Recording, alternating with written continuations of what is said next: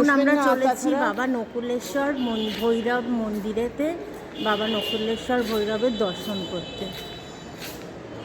আসলে আমরা এতদিন ধরে, আমরা কলকাতার বাসিন্দা, আমরা মা কালীকে অনেকবার দর্শন করতে এসেছি, কিন্তু বাবা নকুলেশ্বর মন্দিরের খোঁজ করেছি প্রচুর, কিন্তু কেউ আমাদের কোনো দিশা দেখাতে পারেনি। আজকে আমরা অনেক সার্চ করে শেষ পর্যন্ত বাবা নকুলেশ্বর মন্দিরে দর্শন করতে চাইছি।